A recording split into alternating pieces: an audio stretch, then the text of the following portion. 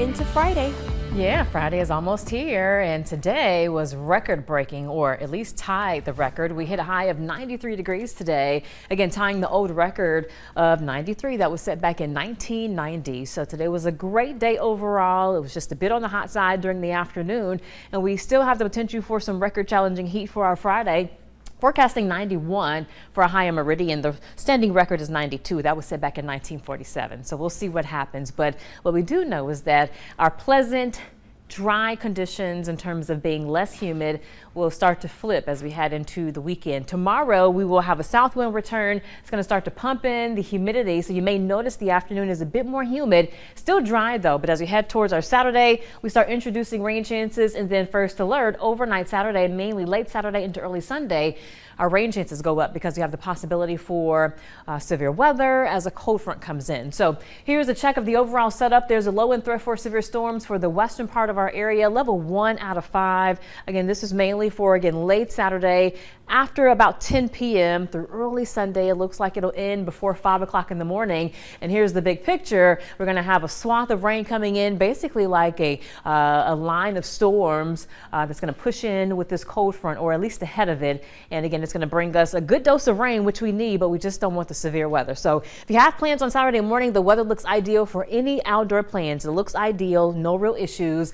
The evening also looks okay, but again, we could have some spotty showers that return. But I think after about 10 o'clock, have your weather guard up. And we're talking about an overnight event, so these can be a bit dangerous. Thankfully, we're not expecting a high-end severe threat.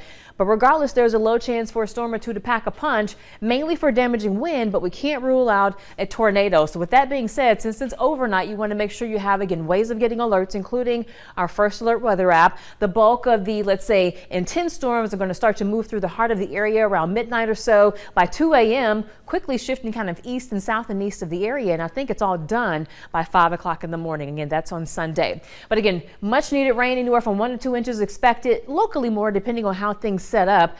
And again, that rain is helpful considering that much of our area is suffering from a drought. But look at the wind gusts though for the weekend. It's going to be a bit gusty. This is Saturday afternoon before, let's say, the cold front comes in. South wind with gusts going over 20 miles per hour. And then behind the system, we're going to have a northwest wind with gusts over 20 miles per hour. So it's a good idea before the weekend gets here to secure anything loose outside on your property. It's going to be, again, somewhat of a windy weekend.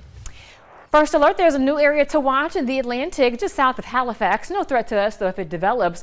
But then we also have this disturbance here that is sitting in the tropical Atlantic. It has about a 30% probability for development over the next week or so. Some forecast models do suggest that that could become something that is warranted in terms of watching. So we're going to definitely watch the Caribbean over the next, let's say, week.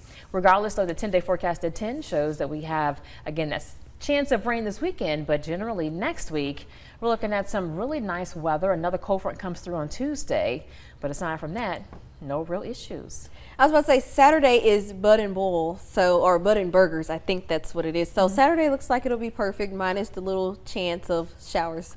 Yeah, well, you know, once that cold front moves through late Saturday, early Sunday, the overall weekend looks good. Just have ways of getting alerts before bed Saturday night. All right. Well, thank you so much for that, Deirdre. No problem.